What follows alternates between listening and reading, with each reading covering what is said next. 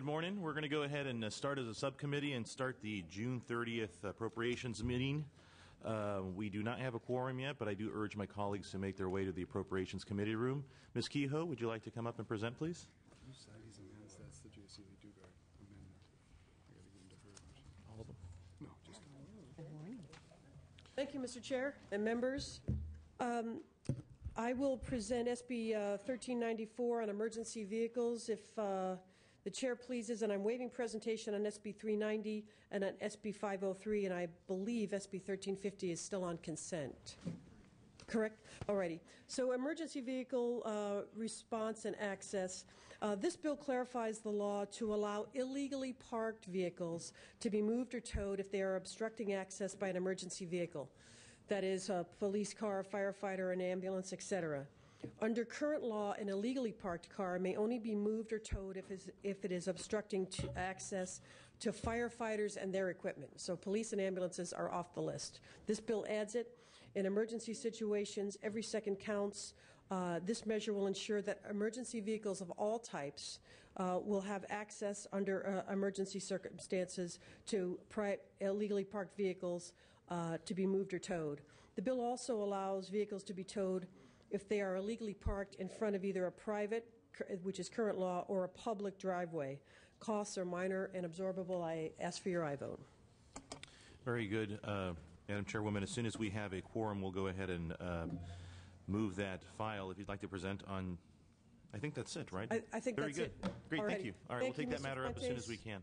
Mr. Chair, could I just note our support for that measure? Chris McKaylee on behalf of the California Ambulance Association. Thank you. Very good. Any additional witnesses in support, in opposition, DOF? Miriam Ingenita with the Department of Finance. The Department of Finance is neutral on this measure, and it would not. We don't anticipate any additional state costs. Very good. Thank you. This is what she was talking about. Thank you, Mr. Chair. Madam Chair, if we can have you present on 1350, I think you presented on 1394, which was a consent item. And we understood 1350 is on consent, but I'm happy to present it. Yeah, 1394 is on consent, and 1350 is the item that needs to be presented. All right, here is 1350 on public lands. Current law, members, requires state agencies to report detailed information about their real property holdings to the Department of General Services. The State Lands Commission has found it extremely difficult and costly to comply with these statutes because of the unique nature of lands under their jurisdiction. For example, the Commission holds millions of acres of tidelands, submerged lands, and navigable waterways in public trust that can't be declared surplus because of constitutional, statutory, or common law issues. In addition, these tidelands have shifting boundaries that are subject to tides and sea level rise. The Commission also has 45,000 acres of school lands that can't be declared surplus and are located in, or could be located in remote or hazardous areas. This SB 1350 saves the state money by exempting public trust lands from DGS reporting requirements on surplus property and tailors the report requirements for school lands. The bill also adds findings and declarations to the Public Resources Code that are declaratory of existing law regarding the state's public trust authority over tidelands and submerged lands. The bill is supported by State Lands Commission, California Association of Port Authorities, Pacific Merchants Shipping Association, and Port of San Diego. And I don't know if Mario De Bernardo is here. Perhaps not, but he supports it. Very good. Any additional witnesses in support? Witnesses in opposition? Department of Finance? Mr. Chairman, I don't have a file on this measure. Very good. Now I'll thank you, Senator Kehoe, for your presentations. Thank you. And we'll take those matters up as soon as we establish a quorum. Senator Liu.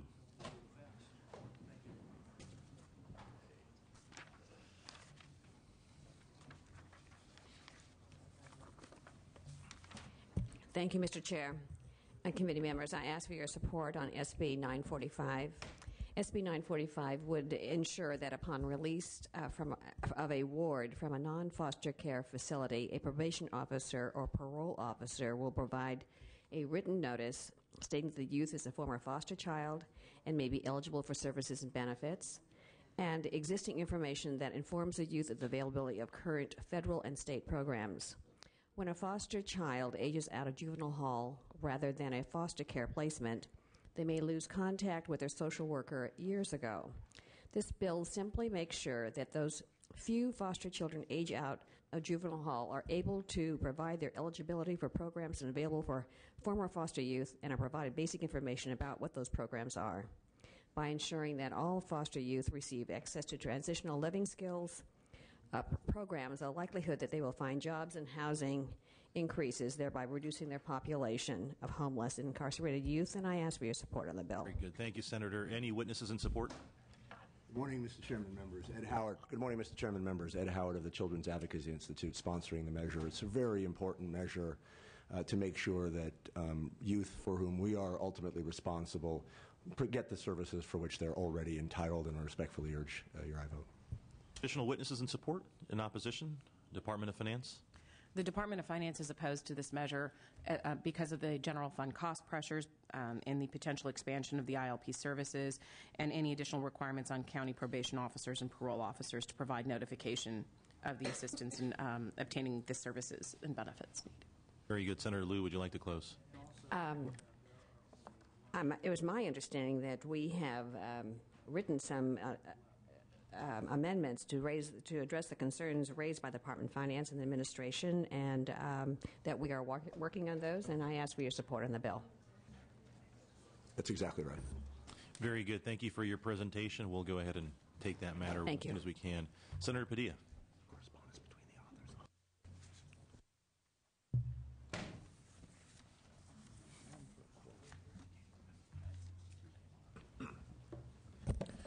Morning, Mr. Chair, members of the committee. Let me first acknowledge I have 5 bills before you today. SB 1040 and SB 1462 are candidates for suspense, so I will waive presentation on those items. SB 525 and 1447 are recommended for consent. So at this point, let me present on SB 602. Which seeks to reduce the incidence of foodborne illness in our state by better training restaurant employees on proper food handling. Current law requires certification of only one designated employee per food facility. This bill would complement current law by adding a program that requires a base level of training and education for all food handlers in food facilities. Specifically, the bill would require that all food handlers obtain a food handler card within 30 days of employment and maintain a valid card throughout their duration of employment at food facilities. Second, it would authorize companies that meet current state standards to provide the required training to managers to also offer the training for food handlers and allow courses to be offered online.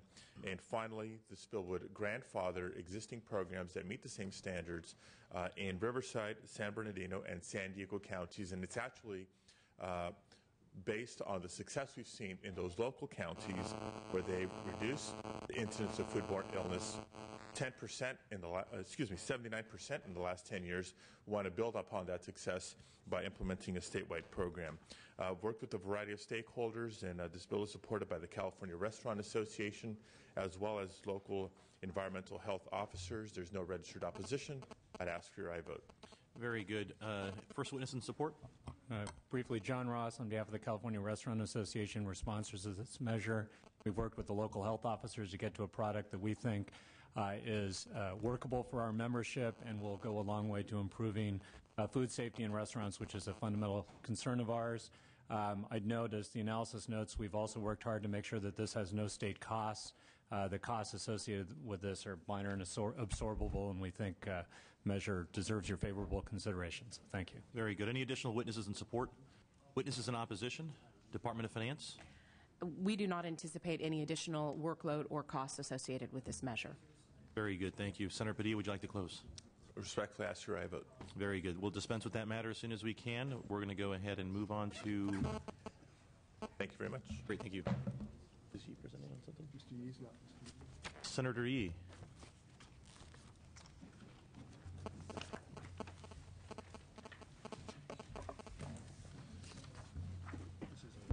Mr. Chair, you want to take 399 up?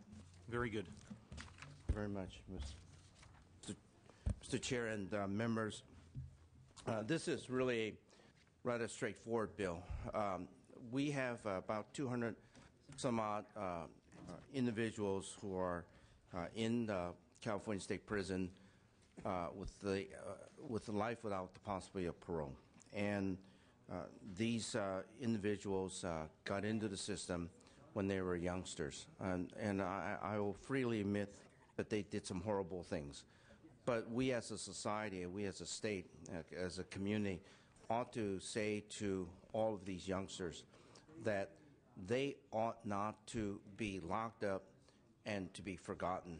All of us understand children, how sometimes rambunctious they may be, immature that they may be, with their brain development, with their social skills, and so on. And so all this bill does is to say, let's give them another chance. It is not a get-out-of-jail card, free card. It means that you still have to serve an inordinate amount of time so that you can then petition the courts to review your case. And even at that point, if the court decides that they're not going to look at that particular case, you don't get out of jail. And then even if you are granted that particular petition, you still have to serve that 25-year to life, or you have to at least serve that 25 years. And so what this bill tries to do is to just simply give youngsters a better chance at life, and with that urge, and I vote. Very good. Your first witness in support? Good morning. Thank you, Mr. Chair and committee members. I'm really pleased to be here today to testify in support of this bill. And my name is Jeannie Woodford, and I do this from the perspective of a 30-year career in law enforcement. I'm the former warden of San Quentin State Prison. Ms. Woodford, if you would just give us a moment so we can establish a quorum. I apologize for the interruption. Madam Secretary, if you could please call the members. Fuentes? Here. Conway? Here. Bradford? Here. Calderon? Cotto? Davis? De Leon, Gatto, Hall, Harkey, Miller, Nielsen, Norby, Skinner, Solario, Torlakson, Tarico. Very good. I apologize, Ms. Woodford. If you can no please problem. continue. Thank you.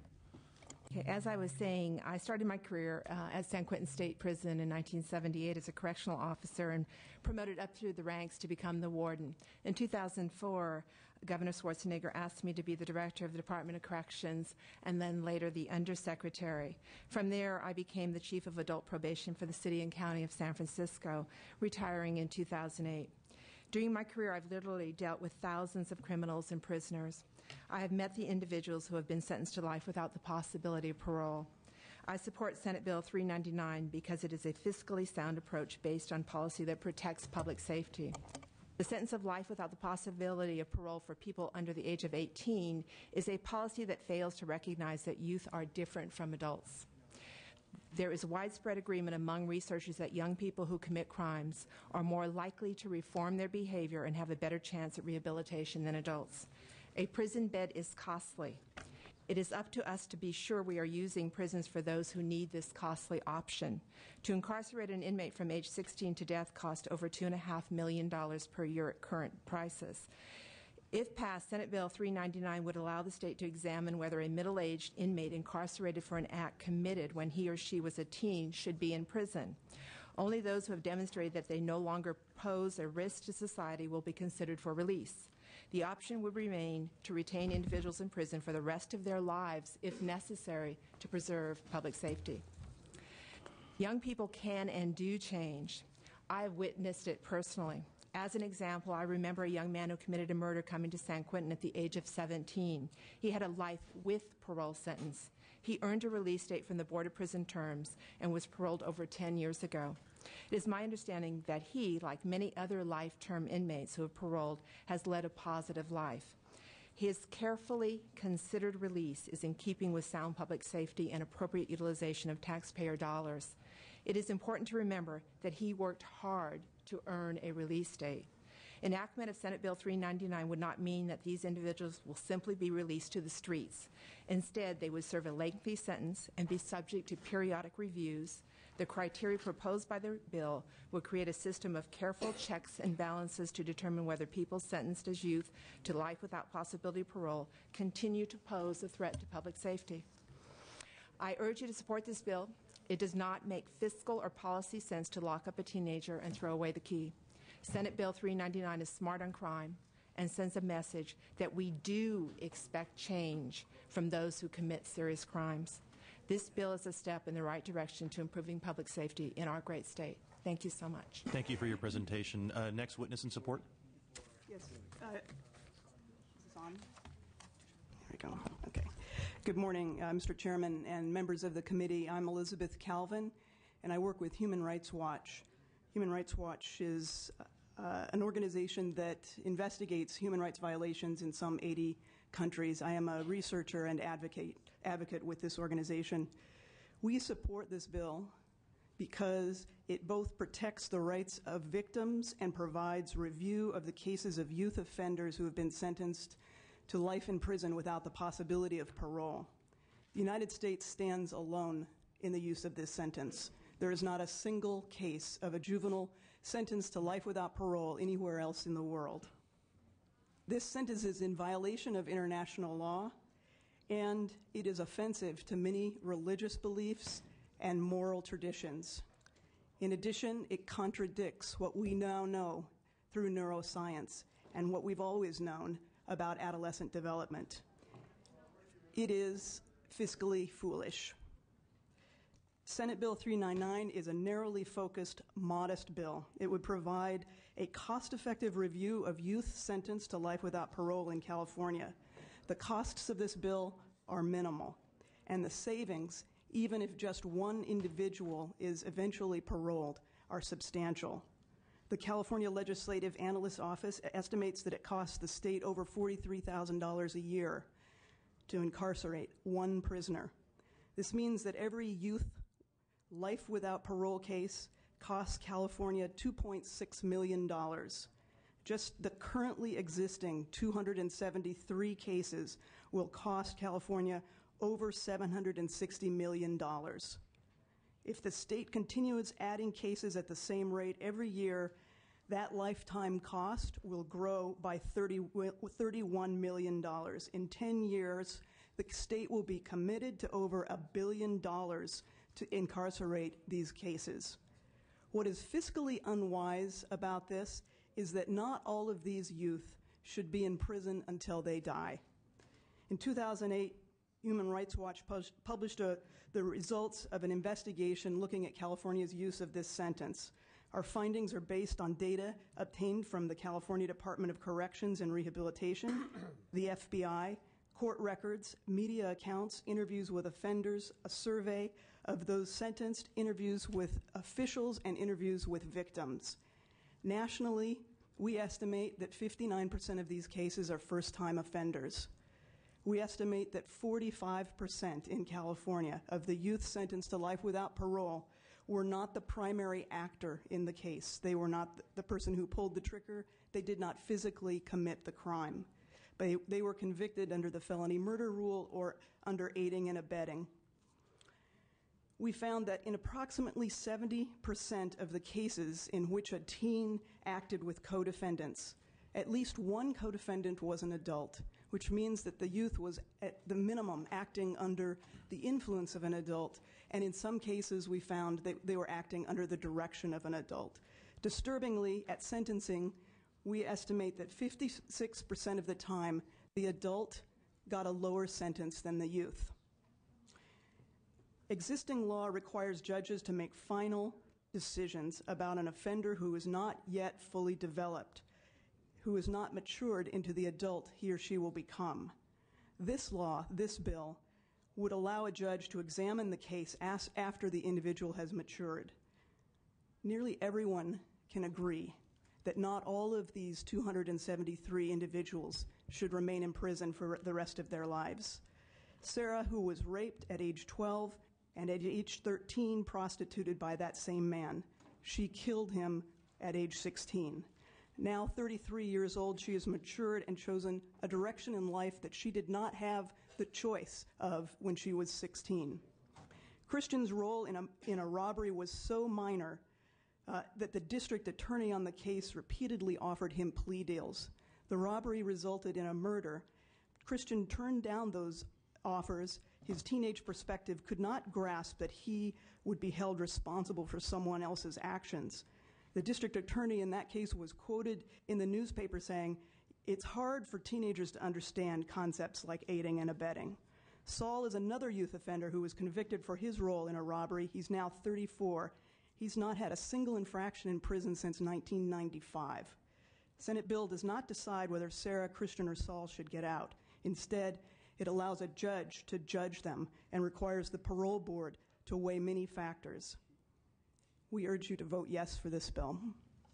Very good. Next witness in support. Mr. Chairman, Randall Hager, representing the California Psychiatric Association. I can't add much to what's been said. I think that there are a couple of things that need to be noted. First, not only the California Psychiatric Association, but the American Psychiatric Association, as well as the American Academy of Child and Adolescent Psychiatry, supports the concept behind this bill. And I will say just this one last thing is that one of the reasons why we do and they do support this bill is that it comports with over 2 decades of research in neuroscience into the developing brains of adolescents. We know that they mature much later than we thought that they did, that the brain is still in development for far longer, and that for these reasons that they are really immature individuals and that they deserve a chance to have a reassessment of their sentence in light of those facts. Thank you.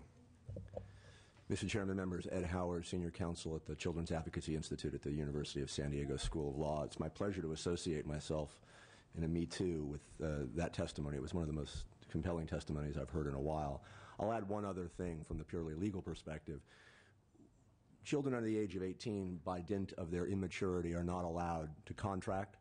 They're not allowed to have sexual relations. They're not allowed to vote. We deem them by law so immature that even the most mature 18-year-old can't contract, and even the most mature immature 25-year-old can. This elimination of this sentence such that a judge can determine whether or not the child should be released is perfectly consistent with the realization in law that we're all incredibly familiar with, and that is that acts committed and by children under the age of 18 are committed by people who are different than acts committed by people who are over the age of 18, and we urge your support. Very good. Any additional witnesses in support of the measure? Witnesses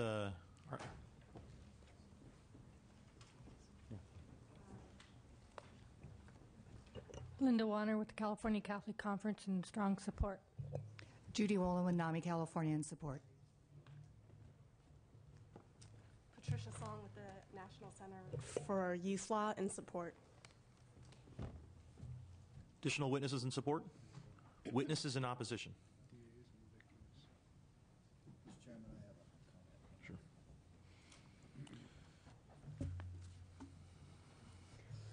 Good morning. My name is Phyllis Loya. I'm here to oppose this legislation.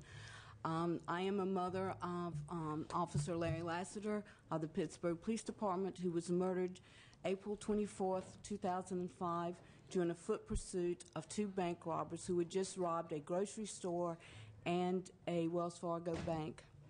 My son was ambushed by one of the robbers hiding in deep foliage. I am a family that would be directly affected by your decision.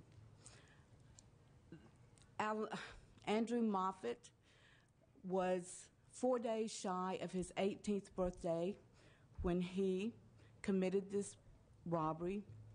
He was convicted under the felony murder rule. In this case, the shooter was 19. The shooter did not plan the crime.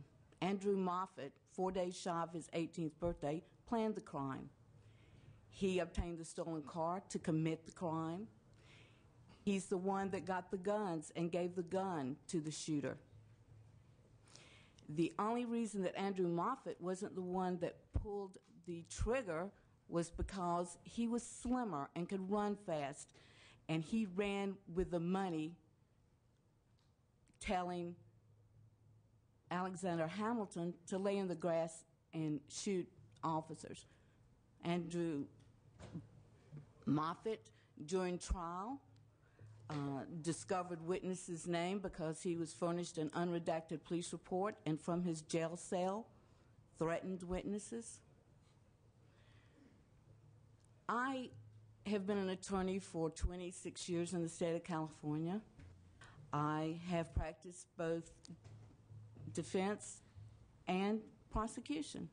I also have a correctional background. I was one of the first women to work in San Quentin as a female officer. I did that prior to going to law school. I've sat pro tem as juvenile judge in Contra Costa County.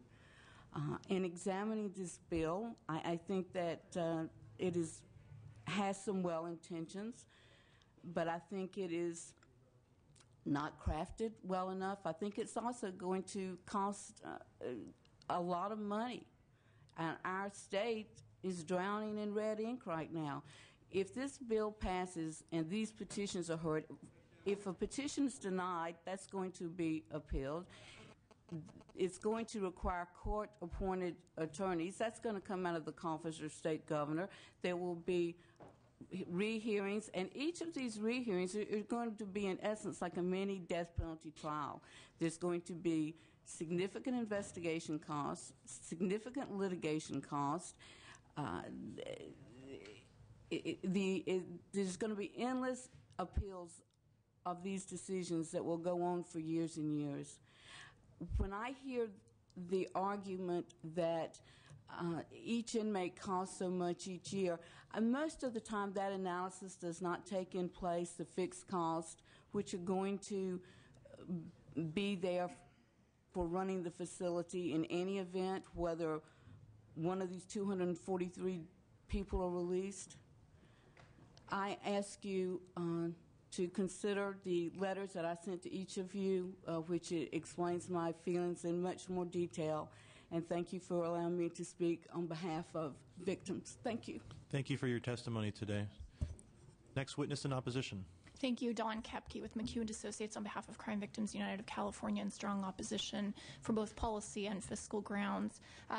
First and foremost, we think that this bill is unfair to victims. Victims went through the trial process, had a verdict that was imposed based on the offense, and these are serious offenses we're talking about. We're not talking about small, minor crimes committed by juveniles. These are very serious offenses. Furthermore, the courts already, or the law already allows for discretion of, in the trial proceedings, in sentencing, for a 25-year to life sentence to be imposed. So that is at the discretion of the courts based on the findings of that particular case. So that is already available to them in current law. Furthermore, they have appeals available to them throughout the process and throughout their time served. So we just do, on policy grounds, we just completely disagree that this is even necessary. With regard to the fiscal side of this, we respectfully dispute and question the costs, particularly on the trial court end.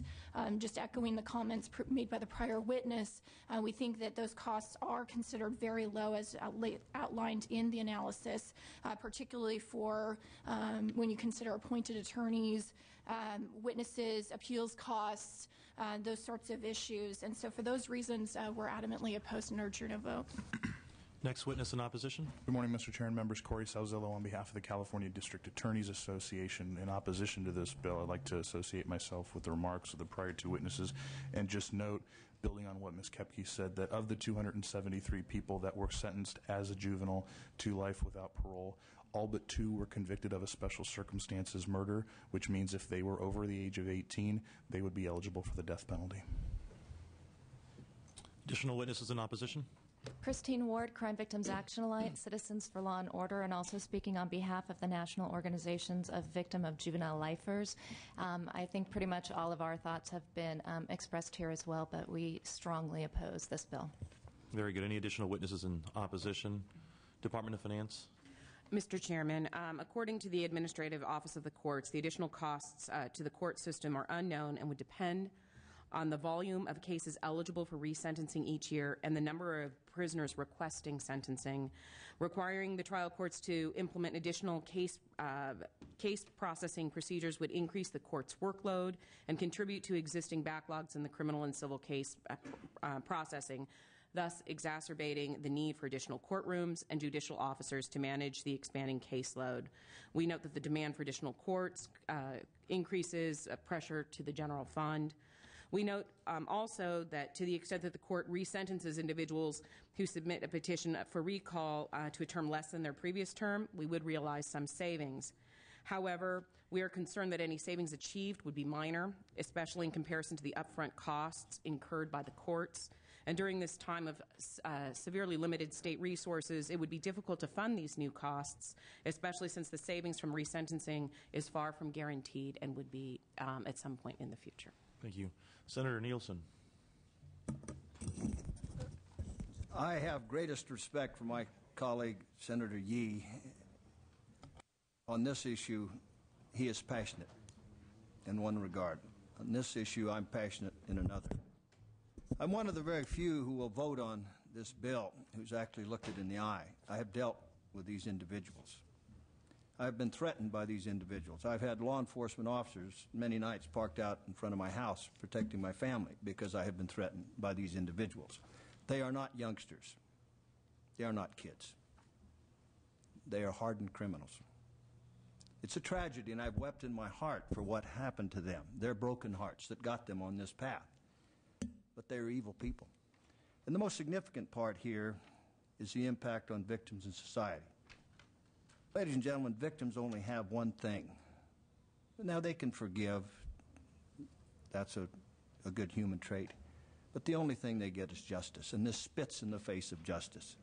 These are not casual criminals. This is big-time crime. You heard one witness speak very passionately about what happened in her life. No, and I'm offended a bit when we talk about we have to change sentencing because we can't afford to put all these people in prison. Again, you destroy justice. You disregard justice. These are not kids, folks. These are hardened criminals. They made choices. They need to be responsible for their choices. Members, any additional questions, comments for the author?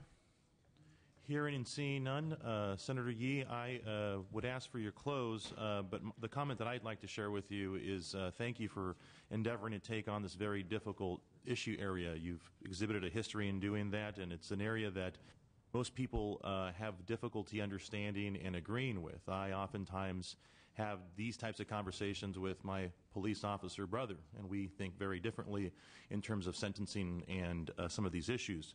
But I do want to thank you for bringing the measure forward. I want to thank all of the witnesses. It's a very difficult issue area, but I will be happy to move this bill as soon as you finish your close, sir.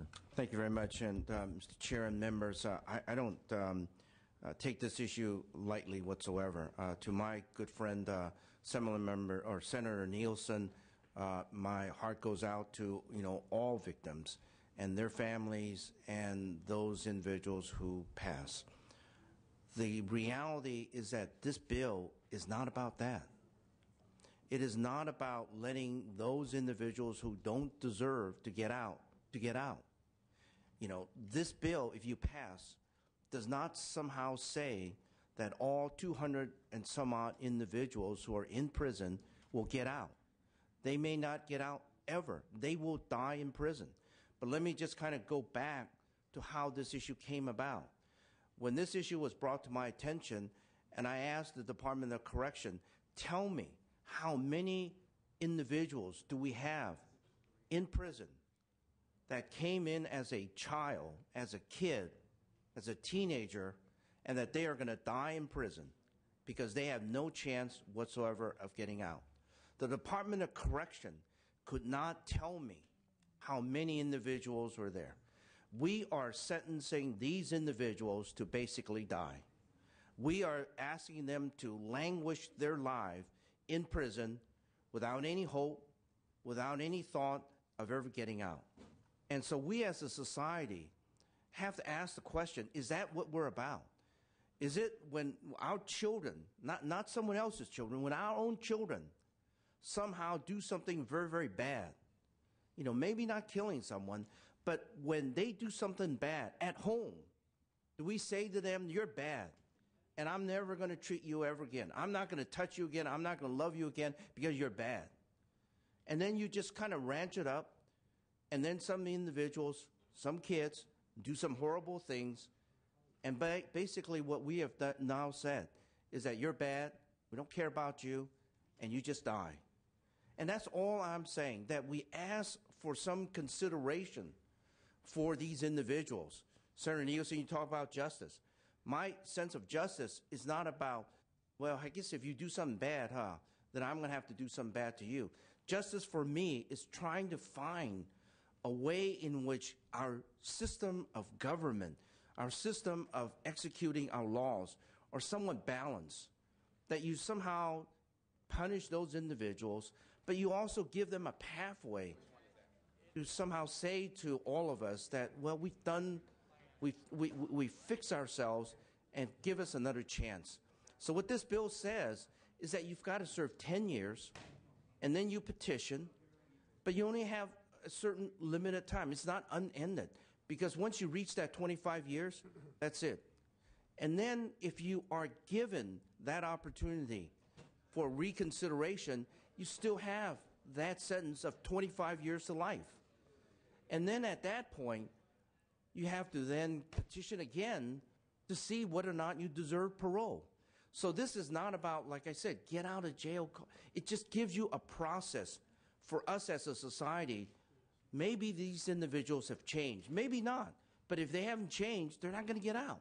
But if they've changed, why not give them a chance? And I gather they're going to be under parole and this and that. We're going to watch them and so on. But these are our kids. And with that, urge an aye vote. Very good. I move Senate Bill 399. Members, I'm looking for a second.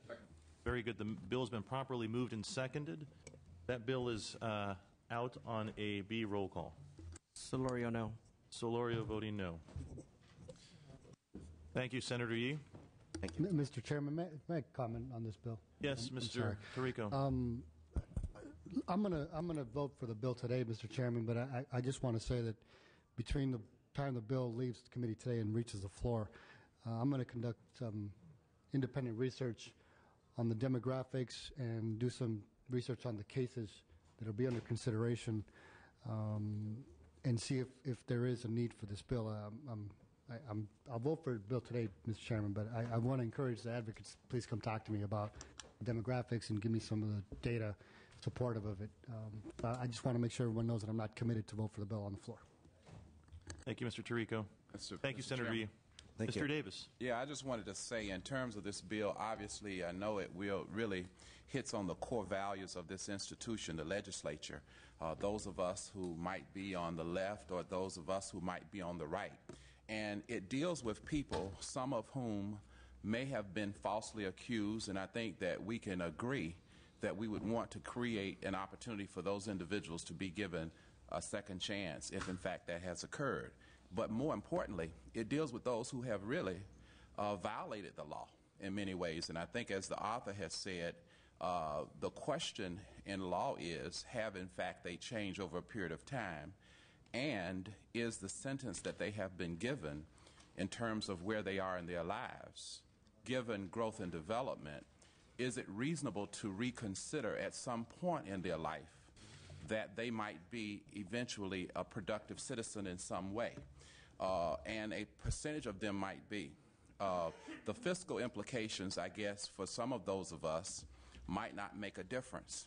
But we do know that the financial impact of this policy does, in fact, from a financial point of view, make a difference. And so, if there are individuals there who might change in some way, who have been treated unfairly in some way, who can move forward to be a productive citizen once again, pursuing some field of human endeavor in some way, then perhaps this is a policy that we might want to consider, as difficult as it might be for us and our core values. Mr. Davis, will you be voting aye or nay? Because we have concluded. Aye. Very good. Mr. Gatto. I'd just like to echo Mr. Tirico's sentiments in that I'd like to see some more data by the time this reaches the floor in terms of, because this gets to the deepest philosophical purposes of the judicial system, which is, are we doing our job to rehabilitate people who can be rehabilitated? And if someone serves 25 years in jail, will they come out as someone who is rehabilitated, or will they come out as a hardened lifer? So that's question one. Question two I'd like to see some more data on is there any mechanism by which we can affect these children before they get sentenced in the judicial system? So I realize this bill does not take that up, but I'd rather see some sort of program out there that affects the sentencing of the examples, of the most egregious examples we've seen of people who were participants, for lack of a better word, in a felony murder or something like that. I'd like to see something about the sentencing mechanism to reach the true good apples before they serve 25 years and become hardened lifers. So I'd like to see some data on that and some data on what Mr. Tirico has asked for before this reaches the House floor. Thank you. Very good, members. Just so that we're clear, the measure has been voted on. It enjoys an B roll call with Mr. Solorio voting no. Senator Yee, thank you for your presentation. Apologize that we're doing our commentary after the vote, but thank you for your indulgence. Fine with me. Very good. You have some additional bills, sir, that you would like to present on? SB 438. The floor is yours. Thank you very much, Mr. Chair and members. This bill is pretty straightforward. It basically affirms and enacts a law that says that regardless of whether or not you're in a private school, public school, whatever school, including a charter school in the state of California, that we are respectful of students' First Amendment. We had a situation in one charter school where I guess the students printed up something that the administration did not like, exercise prior restraint, and we ought not to allow that to happen. And particularly for our children, they ought not to grow up and thinking that the higher-ups can, in fact, exercise prior restraint. God knows, if we grow those children into adults, we don't want them to somehow think that the legislature can exercise prior restraint. And so with that, ask for an aye vote. Very good. First witness in support. Mr. Chair, members of the committee, Jim Ewart, California Newspaper Publishers Association. As Senator Yee said, this law clarifies existing protections for student speech activities on campuses that this legislature passed over 40 years ago to charter schools. And there's very little, if any, fiscal impact. We strongly urge your aye vote. Next witness. Mr. Chairman and members, Francisco Labaca on behalf of the American Civil Liberties Union's Good Free Speech Bill. We strongly urge your support. Thank you. Very good. The bill's been moved. Any additional witnesses in support? Witnesses in opposition? Department of Finance? The bill would result in no additional costs to the state. Assemblymember Harkey. Thank you, Senator. My concern is that we are meddling again with the charter school. And that seems to be a consistent effort to chip away of why we form charter schools. We give them a little more freedom. So how do you address that? Well, I was on the San Francisco Board of Education when that whole issue came about charter school. The argument about charter school was that there was a sense that reform was not possible under the current system, and therefore charter schools were established so that they would not be encumbered with some regulations. I don't think that there was ever the intention that charter schools would be a bastion of racist, discriminatory, non-free speech environment. There is no way that an institution within the state of California, albeit charter, but sanctioned by the state of California, would allow discriminatory behavior. They don't allow that. They ought not to allow individuals to then hang their First Amendment at the front door, and when you come in there, you are a captive audience, and we're going to do whatever we want because we're a charter school. All this bill says that you can continue to do whatever you want, but in terms of these First Amendment rights, you don't hang that outside, and you still have that when you walk in there. Just think about what we are saying to charter school students, that it is okay for the administration to tell you how to think, what to think, and what's right and what's wrong about your thinking. Growing up, then, as young individuals becoming adults, believing that it is okay for those individuals in higher positions to tell you what you think, how you think. I don't think that that is a culture or a government that we should have. Okay, I appreciate that answer. However, I think that's quite honestly what's going on now in all schools. I mean, the professor kind of controls the agenda and the discussion, so I don't think you stop that. My fear, and I went through the public school system and a private school before, and I also went through the university system, and believe me, there was no freedom of speech. If you didn't agree with the professor, it was pretty tough to get through the university system. And if you did, you kind of kept. If you didn't, you kept quiet. I did have some lengthy debates. We in Berkeley demonstrated. In the private, in the lower grades, it's, I think, a little bit more dominant because the teacher is exalted. My fear is that we're establishing some kind of course curriculum mandate, or this will be the slope to requiring that, which is charter schools, offer a certain curriculum. They offer things outside of the normal guidelines because they were allowed to do so. Not that they will restrict speech or have racist speech or allow racist thoughts. I don't see that as being a problem in charter schools, and I'd like to see the examples before I voted for this of the schools that quite honestly would be violating the law in the state of California if that were the case. Well, through the chair, you want to answer? Just through the chair, very, very briefly. Let me just indicate that First Amendment protection applies to public school and to private schools right now. Absent this law, I think the charter schools are the only ones who think that they're outside of that protection of First Amendment for their students. That's number one. Number two, in the specific case that you're asking for, it happened in Orange County. There was a school newspaper in a charter school whereby the students wrote an article that the administration did not like. The administration did not allow the printing of that particular article. That was a clear and very pointed example of exercising prior restraint. And just recently now, the teacher in that charter school who was supervising that particular newspaper, she's been fired. Well, then I rest my case. I think the situation's been resolved without this legislation. It was it obviously was an offense. The person was removed or disciplined accordingly, and I don't think that you can cast that broad brush across schools. And as for journalism within the schools, the school newspapers, frequently they are supervised. I'll second the bill, Mr. Chairman. So, thank you. Very good. The bill's been properly moved and seconded. Mr. Norby? I'm a yes on this bill, Mr. Chair.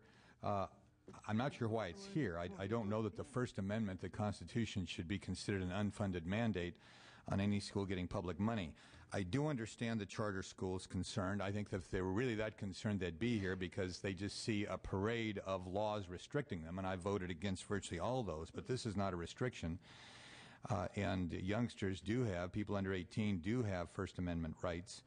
I want to remind all that people have been sent home for wearing the American flag T-shirts as being divisive. So the free speech does cut both ways and all across the political spectrum.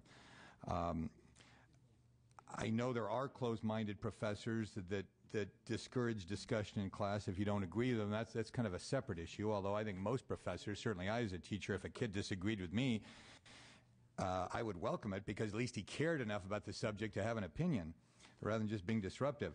I think the concern here has to do with the student newspaper. Students have free speech. They can wear buttons. They can wear armbands if they want. The student newspaper is limited in size, and you don't have the right to publish anything you want in it, just like you don't have the right to publish anything you want in the Sacramento Bee. It's not censorship if they don't publish your letter to the editor. It's just an editorial judgment, and that's where you get into a rub here. But I think it's a reasonable bill, and we'll let the courts and the individual schools decide exactly what is disruptive and non-disruptive behavior. But a lot of disruptive behavior, if it's content-oriented, are teaching moments where schools should grab and teachers should grab to engage in some teaching as opposed to just trying to put something down. So I support it. Very good. The measure enjoys a motion and a second. Senator Yee, would you like to briefly close, please? Just very briefly, I think to Assemblymember Harkey and something that Assemblymember Norby reminding him about, this has nothing to do with curriculum. Absolutely nothing to do with curriculum. We're not interested in messing with that whatsoever. We have made it very clear when this bill was heard in the Senate. The opposition, the charter school folks who came up could not point to one word, one sentence, one part of this bill that somehow will inhibit their ability to teach. And so with that, urge an aye vote. Very good. That measure is out on a B roll call with Mr. Norby voting yes. Senate Bill 1050, Senator Yee.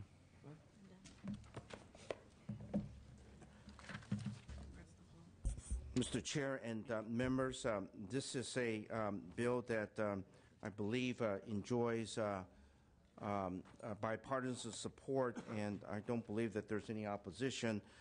This bill came about because of, as you all know, move the bill, Mr. Chairman. It's these last-minute problems that we come about, and that we should read what we pass, but unfortunately sometimes it moves too fast, and this corrects it. And with that, urge an aye vote. Very good. The bill's been properly moved and seconded. It enjoys a do pass recommendation. Your first witness in support. Tom Riley with Osteopathic Physicians and Surgeons of California. Urge your support. Kathleen Creason, Executive Director of the Osteopathic Physicians and Surgeons of California. Urge your support. Thank you. Brett Michelin with the California Medical Association. I'd like to thank the Senator for having a bill that settles a controversy instead of stirring one up this morning. Thank you. Judy Wolin with the California Naturopathic Doctors Association in strong support. Any witnesses in opposition? Department of Finance. Mr. Chairman, I don't have a file on this measure. Very good. That measure is out on an A roll call. Thank you, Senator. Thank you very much, Mr. Chair. Senator Huff.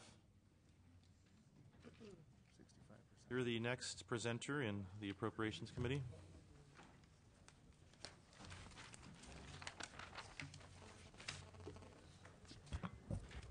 Thank you, Mr. Chair. Members, first I'd like to waive presentation on SB 938. Thank you. Then on SB 1004, it'll give flexibility to car dealerships by repealing archaic regulations which allow them to operate, will allow them to operate more efficiently. Mr. Chairman, I'll move the bill. Second. Very good. That bill's been properly moved and seconded. First witness in support. Mr. Chair and members, Brian Moss of the California New Car Dealers Association. We're the sponsors of the bill, and we believe there's no fiscal cost to the Next state. witness. Witnesses in opposition. Department of Finance. Very good. Thank you, Senator Huff. That measure's out on an A roll call. Thank you. Mr. Lowenthal.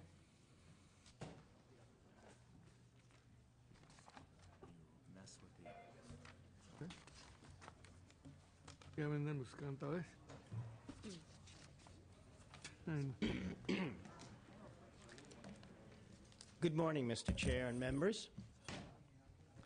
I'm presenting SB 1169, Mental Health Services. SB 1169 seeks to address problems with lost claims for payment or requests for treatment authorization. Mr. Chairman, I will move this bill, Mr. Chairman. Very good. The bill's been moved and seconded. Mr. Lowenthal, do you have witnesses in support of your measure? I certainly do. First witness. Mr. Chairman, Randall Hager, California Psychiatric Association, as well as representing the California Coalition for Mental Health of 29 organizations that are the who's who of mental health advocacy community. We are all co-sponsors of this bill. We urge your support. Next witness. Judy Wolin with NAMI California in strong support. Amanda Levy, California Psychological Association in strong support. Tom Riley, Osteopathic Physicians and Surgeons of California, and the California Academy of Family Physicians urge your support. Any additional witnesses in support? Witnesses in opposition? Department of Finance? DMHC does report costs of approximately $97,000 to $130,000 for the first 6 months, and approximately $42,000 to $84,000 in the next 6 months. And the Department of Finance is opposed to this measure. Very good. Senator Lowenthal, thank you for your presentation. That measure is out on a B roll call. Thank you. Ms. Conway, would you like to present on your measures?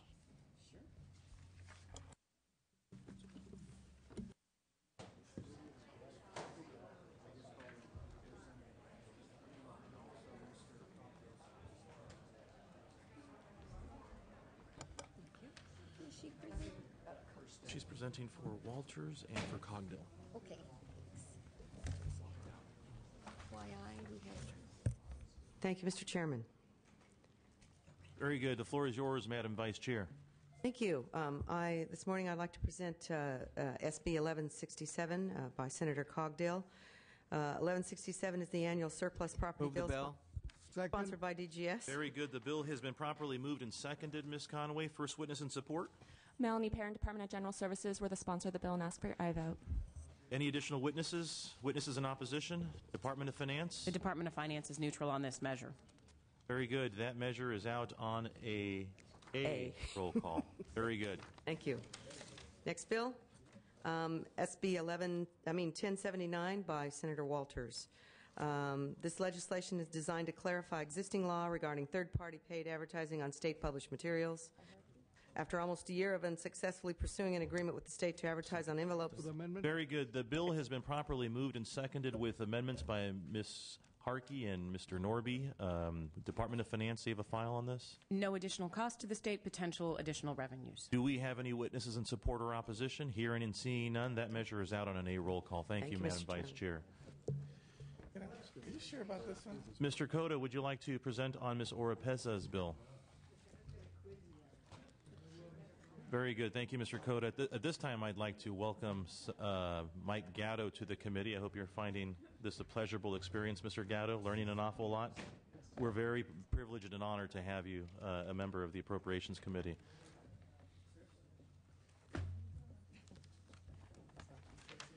So we want to allow...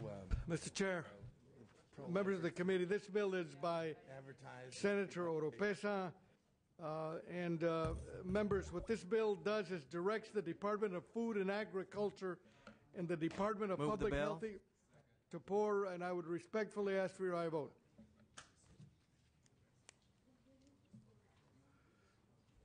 I'm confused. What bill are we doing? Very good. The bill's been moved and seconded, Mr. Cotto. Thank you for that. Department of Finance, do you have a file? Cost to post the information online would be minor and absorbable. However, both departments impacted by the bill note that they currently do not have resources to publish or disseminate this information in any other form. Witnesses in support or opposition? No. Hearing and seeing none, that measure is out on a B roll call. Thank you, Mr. Cotto. Very good. We are looking for Senators Wright and Simidian. But while we're waiting, we will take a couple of measures up. We did not have a quorum at the time. First measure would be Senate Bill 1350. Senate Bill 1350 by Senator Kehoe has a due pass recommendation. I'll move it, Mr. Chairman. Very good. The bill has been properly moved and seconded multiple times here by Mr. Tirico and Mr. Cotto. That measure is out on an A roll call with Ms. Harkey not voting. And Mr. Nielsen a no. And Mr. Miller a no. Any other no's? Losing control. Hearing and seeing none, that measure is out. Senate Bill 945, Senator Liu. Senate Bill 945, Senator Liu, has a due pass recommendation. I'll move it, Mr. Chairman. Second. Very good. The bill has been moved by Mr. Cotto, seconded by Mr. Solorio. That measure is out on an A roll call with Ms. Harkey voting no. I'm sorry, Mr. Norby voting no. And Mr. Miller abstaining. Good to see that the Republicans are together. Very good. The next measure, members, is Senate Bill 602, Padilla. Senate Bill 602, Padilla. Move the bill. Very good. The bill has been moved by Mr. Solorio, seconded by Mr. Cotto. That measure is out on an A roll call. We sure? Very good. All right, we're all caught up here. Looking for authors, Simidian and author Wright, for their measures. Give them a couple more minutes. Be right back. There was a yee bill. Very good, Mr. Solorio. Great suggestion. Let's move the consent calendar. Move it. Very good. It's been moved and seconded by Mr. Solorio and Mr. Cotto. Very good. That measure, the consent calendar is out on an A with Mr. Norby abstaining. Voting no. No. Well, I'll tell you what I'm doing. Oh, very good. Mr. Norby is going to let us know how he's voting. Okay. Very good, Mr. Norby. If you could just tell us the measures in your vote. Yes, I'm a no vote on all the renamings, which were 15, which is about 25% of all our items today. And that's the SCRs and the ACRs. Very good. The Norby Doctrine. Very good. No, it's limited government. Renaming. Okay, this will be our third call now for Senator Wright At least 5 and years. Senator Simidian. We'll give them...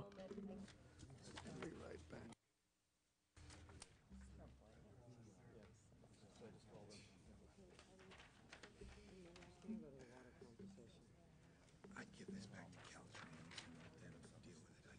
I think all this renaming stuff. Right down a freeway, there's a sign for a quarter of a mile, but something never heard of.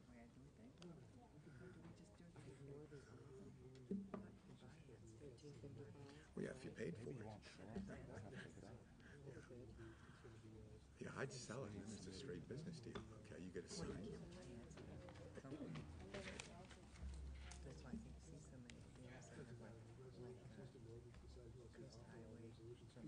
No, he wants me to know. Payroll call, Norby, no. Oh, no, I'm not voting on those. You told me a little I'm while not ago voting. you wanted to go No, no. yeah. And then I'm not voting. Yeah. Then they can. He's got the list right here. Yeah, no, we know what they are. It's just all the residents. Yeah. That's a not voting on those. Okay. Then they will show. For now. I may vote no later. But, Well, they'll come to the floor now on consent. okay. Okay, if you had stuck with the idea of voting no, they would have come off of consent and they would have taken. Maybe I'll do that later. There are 20 of them. FYI, sir, I did have it written down for you because I remember I you know, but I telling me. wanted to explain it. I know, and so I people knew understand. why I was doing it. But I just wanted to let you know it's a second. I appreciate that. Thank you. Sometimes I'll make a statement, sometimes I won't. Take care of you. Yes, sir.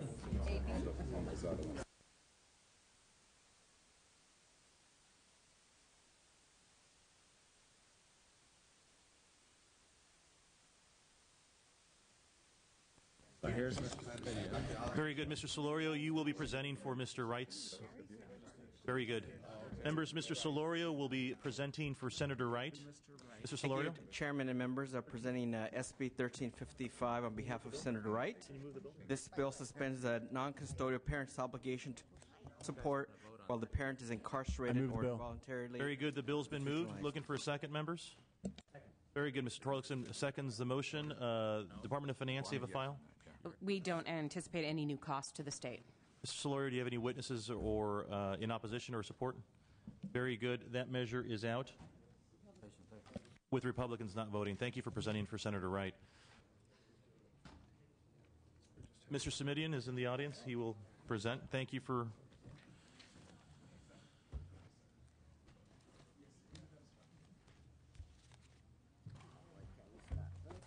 So all the...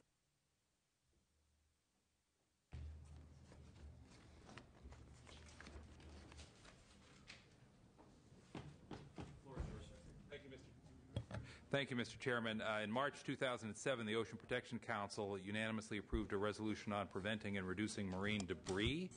I introduced legislation that was consistent with their recommendations. The legislation was passed by both houses of the legislature, vetoed by the governor, and the governor sent a little note along saying you really ought to try and find a way to do this that engaged nonprofits and eliminated cost or reduced costs for the state. You now have before you that very modest little measure. Isn't going to change the world overnight, but I think it will be a significant contribution. And as your analysis indicates, it simply responds to these issues Move by the bill. Thank you. Very good. The bill's been moved and seconded. Mr. Simidian, do you have any witnesses in support or opposition? I don't believe so. Department of Finance? The Department of Fish and Game would incur costs of approximately $2,000 to $5,000, and the Department of Finance believes that is an absorbable cost. Very good. Thank you for your presentation. That measure is out on a B. Roll call. Thank you very much, Mr. Chairman, and thank you, members. Okay. All right, our last measure is a Senator Wright committee bill. Mr. Solorio will make the presentation for us. You get the first and second on it.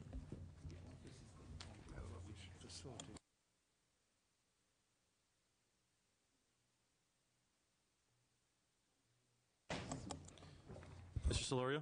Thank you, Chairman and members. Very good. The bill makes has been clarifying moved changes. and seconded. Any witnesses in support or opposition of this committee measure? Hearing and seeing none. Department of Finance. Very good. That measure is out with Republicans not voting. Thank you for your presentation, Mr. Solorio. Very good. Hearing and seeing no additional comments or business before us. Members, thank you. We are adjourned. We are going to hold the roll open for a couple of minutes so we can get some of the absent members to Thank you very much. vote. We have